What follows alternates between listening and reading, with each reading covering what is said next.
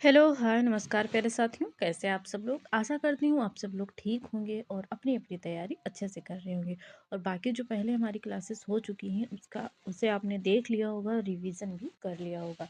तो जो आज का हमारा टॉपिक है वो है पक्षियों की विशेषताएँ या पक्षी और घोंसले, ठीक है? पक्षी और उनके घोंसले। तो सबसे पहले अगर हम बात करें पक्षी की तो कौन-सा पक्षी है? फाख्ता। फाख्ता जो पक्षी है ये अपना घोंसला कहाँ बनाता है? तो ये पक्षी अपना घोंसला कैक्टस जिसे हम नागफनी बोलते हैं के कांटों के बीच में या मेहंदी की मेड़ में अपना घोंसला बनाता है। अब क्वेश्चन हमारा ये पूछा जाता है यहाँ से कि कौन सा ऐसा पक्षी है जो अपना घोंसला कैक्टस के कांटों के बीच में बनाता है? ठीक है, तो इस प्रकार आपके क्वेश्चन पूछे जाएंगे। तो फाख्ता ऐसा पक्षी है जो अपना घोंसला कैक्टस के कांटों के बीच में या मेहंदी के मेड़ के बीच में अपना घोंसला बनाता है। और ये रही हमारी फाख्ता पक्षी, इस प्रकार दिखती है। ठीक है, अब हम कलचड़ी की बात करें जिसे इंडियन रॉबिन भी बोलते हैं। ये रही कलचड़ी। तो यह पत्थरों के बीच खाली जगह में घास, छोटे पौधे की नाजुक टहनियाँ, जड़ों, ऊन और बाल का उपयोग करके अपना मुलायम घोंसला तैयार करती है। देखिए, जो जो हमारी फाख्ता पक्षी थी ये कहाँ घोंसला बना रही थी? कैक्टस के कांटों के बीच में। यही से क्वेश्चन आपका बनेगा। ठीक है, ये दे दिया जाएगा कांटों के बीच में या पत्थरों के बीच में। ऐसे क्वेश्चन बनेंगे, कौन सा पक्षी अपना घोंसला कहाँ बनाता है, किस प्रकार मतलब जिन चीज़ों से ये लोग अपना घोंसला बनाते हैं वो चीज़ें दे दी जाएंगी और पूछा जाएगा कि ये किसका घोंसला है, इस प्रकार किसका घोंसला बनता है। तो आप यहाँ ध्यान रखेंगे, ठीक है, कि कौन सा पक्षी किस प्रकार के घोंसले अपना बनाता है और कहाँ पर बनाता है। ठीक है, क्वेश्चन आपका इसी प्रकार पूछा जाता है। अब हम लोग अपना कंप्लीट कर लेंगे जब सिलेबस, तो ज़्यादा टाइम तो है नहीं हमारे एग्ज़ाम में, क्योंकि 8 फरवरी को आपका एग्ज़ाम है और सिटी भी आपको बता दी गई है कि आपका एग्ज़ाम किस सिटी में होगा। ठीक है, तो 2 या 3 दिन में हमारा सिलेबस पूरा मतलब ये वाला कवर हो जाएगा। उसके बाद में हम रिवीजन करेंगे अपना। 2-3 दिन नहीं, तभी 1 हफ्ता मान लीजिए, क्योंकि अभी काफ़ी चैप्टर्स जो हैं बाकी हैं। ठीक है, तो हम क्या बात कर रहे थे? हाँ, तो मेहंदी की मेड़ में अपना घोंसला बनाता है। तो आपको यही ध्यान रखना है, मैंने आपको बताया, दोबारा बता रही हूँ कि आपको ये ध्यान रखना है कि कौन सा पक्षी अपना घोंसला किस प्रकार बनाता है और कहाँ पर बनाता है। ये क्वेश्चन आपका पूछा जाता है। ठीक है, तो हमने क्या बात की? फाख्ता जो पक्षी है इसकी बात हमने, फाख्ता पक्षी है इसकी बात हमने कर ली और हमने कलचड़ी की भी बात कर ली। ठीक है, अब हम बात करते हैं, तो दोबारा देख लेते हैं कलचड़ी वाला। तो जो कलचड़ी है ये अपना घोंसला कहाँ बनाती है? तो पत्थरों के बीच जो खाली स्थान होता है, कहाँ पे? पत्थरों के बीच खाली जो जगह होती है वहाँ पर घास, पौधों की जो नाजुक टहनियाँ होती हैं, कि मतलब ऐसा रहे जो मुलायम रहे, जैसे बच्चे जब अंडे से बाहर निकले तो वो उनको चुभे ना, मतलब कि आरामदायक हो उनका घोंसला। जड़ों, ऊन और बाल का उपयोग करके मुलायम घोंसला तैयार करती हैं। तो ये हो गई कलचिड़ी। ठीक है, अब हम बात करते हैं कौवे की। तो जो कौवा होता है ये पेड़ की सबसे ऊंची डाल पर अपना घोंसला बनाता है। अब यहाँ से क्वेश्चन किस प्रकार बनेगा? तो आपका क्वेश्चन इस प्रकार यहाँ से बनता है कौवे से, कि कौन सा ऐसा पक्षी है जो अपना घोंसला पेड़ की सबसे ऊंची डाली पर बनाता है। ठीक है, ऊंची डाली पर बनाता है। या ये दे दिया जाएगा कि जो कौवा है वो अपना घोंसला जो किन किन चीज़ों से बनाता है। तो वो चीज़ें दे दी जाएंगी और आपसे पूछा जाएगा कि ये किसका घोंसला है। ठीक है, तो जो कौवा है ये क्या करता है? पेड़ की सबसे ऊंची डाली पर अपना घोंसला बनाता है। इसके जो घोंसले होते हैं, घोंसले किस प्रकार बनते हैं? तो लोहे के तार, लकड़ी की टहनियाँ जैसी जैसी कठोर चीज़ों का ये इस्तेमाल करता है। ठीक है, तो अगर लोहे के तार हो गए, पेड़ की टहनियाँ हो गई, मतलब कठोर चीज़ें हैं, तो वो किसका घोंसला होगा? कौवे का होगा। और पेड़ की सबसे ऊंची डाली पर इसका घोंसला होगा कौवे का। अगर हम बात करें कोयल की, तो जो कोयल होती है इसकी आवाज़ तो बड़ी मीठी होती है, लेकिन जितनी मीठी है उतनी ही खतरनाक भाई, क्योंकि ये अपना घोंसला खुद नहीं बनाती है। जब ये इसको अंडे देने होते हैं तो ये क्या करती है? कौवे के घोंसले में जाके अंडा दे देती है। ठीक है, और कौवा अपना अंडा समझ के उसको पालता है। ठीक है, सेता है। ठीक, तो इसकी विशेषता ये क्या है कि ये जो कोयल है, ठीक है, कौवे की तरह दिखती है पर छोटी होती है, कौवे से काली काली होती है।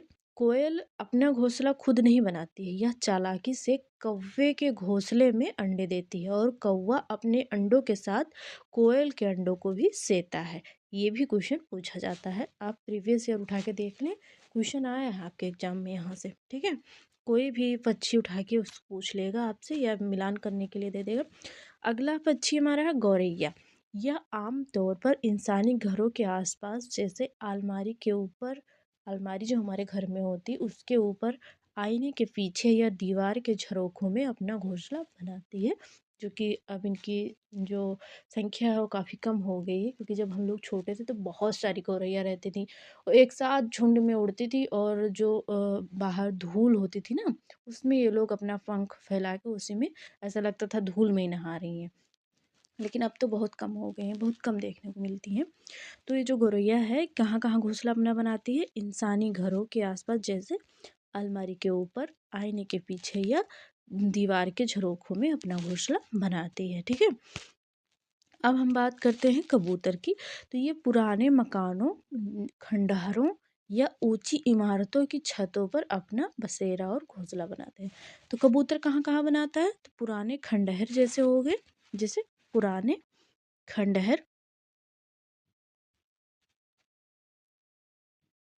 हम्म, पुराने खंडहर और ऊंची इमारतों की जो छतें होती हैं वहाँ पर ये लोग अपना घोंसला बनाते हैं। और दर्जिन चिड़िया की बात करें तो जैसे इसका नाम है दर्जिन, मतलब दर्जी, जैसे कपड़े सिलने वालों को क्या बोलते हैं, दर्जी बोलते हैं, टेलर, उसी प्रकार ये काम भी करती है भाई।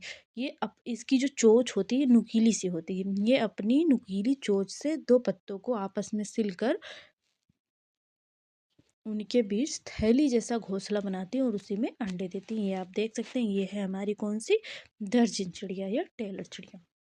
तो ये क्या हो गई हमारी, ये देखिए इसके चोंच कितने पतले से, और ये क्या कर रही है, दो पत्तों को सिलने का कार्य कर रही है। देखिए इसने पत्ते को सिल दिया, ऊपर से इसने इसमें कुछ सामान वामान ला के रख दिया होगा, जैसे मुलायम घास हो गई और रुई हो, कपड़े चिथड़े, ये सब इसमें भर के इसी में अंडे देगी। तो ये होगी हमारी कौन सी, दर्जन चिड़िया हो गई। तो इसकी विशेषता क्या है, इसकी विशेषता ये है कि ये दो पत्तों को आपस में सिल देती है अपनी चोंच के सहायता से, क्योंकि इसकी जो चोंच होती है वो नुकीली होती है। ठीक है, को थैले जैसा उसमें थैला जैसा घोंसला बनाती है। ठीक है, और उसी में अंडे देती है। अगर हम बात करें अगले पक्षी की तो वो है शक्करखोरा। क्या है, शक्करखोरा।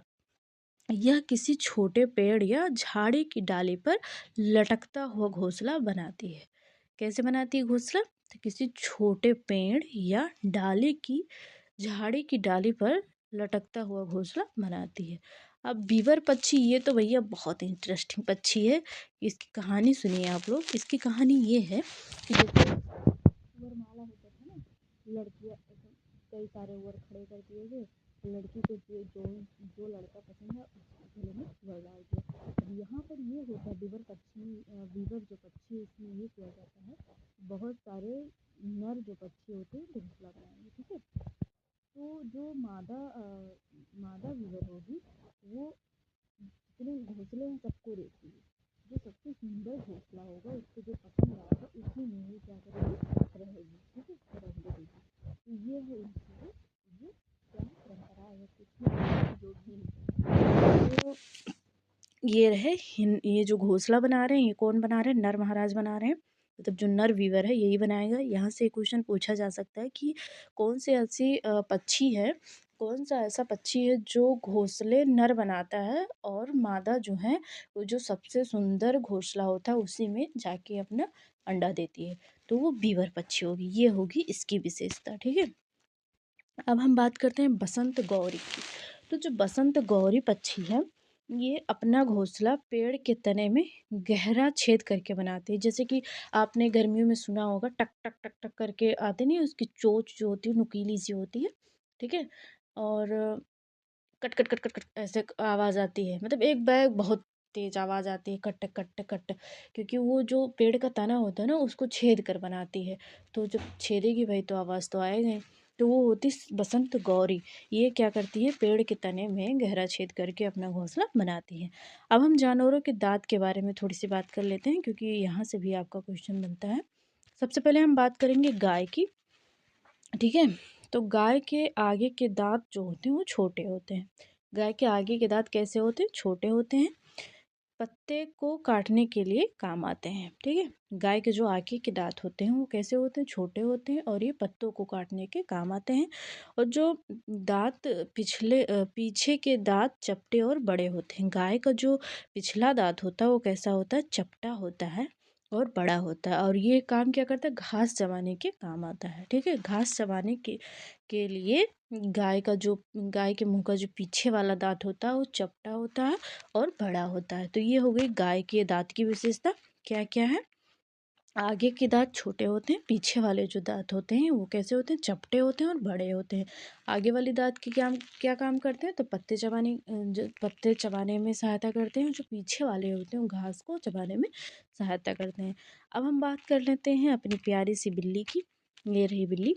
तो बिल्ली के दांत नुकीले होते हैं जो मांस फाड़ने और काटने के काम आते हैं। तो बिल्ली के दांत कैसे होते हैं, नुकीले और नुकीले होते हैं। इनका कार्य क्या होता है, ये किस में मदद करते हैं, तो मांस को फाड़ने और काटने में ये काम आते हैं, ठीक है।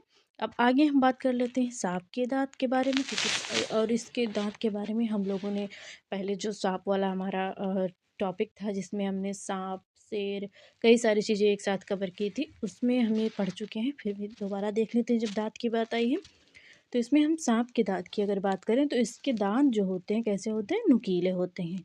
पर वह अपने शिकार को चबाकर नहीं खाता बल्कि पूरा निगल जाता है।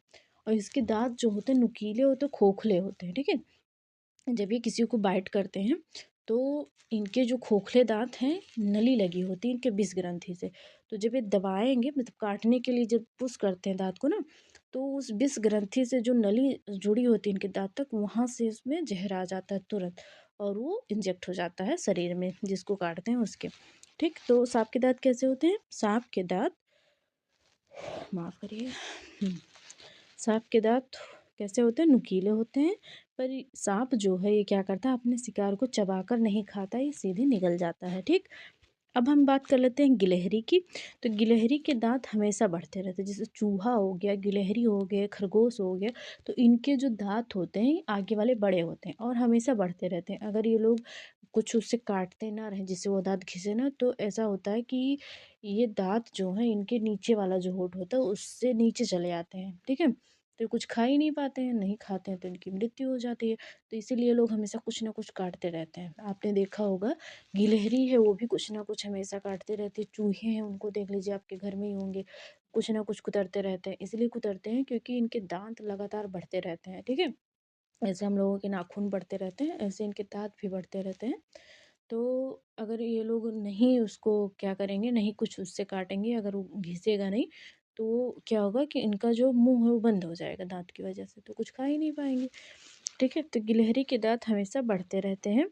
दांतों से काटने और कुतरने के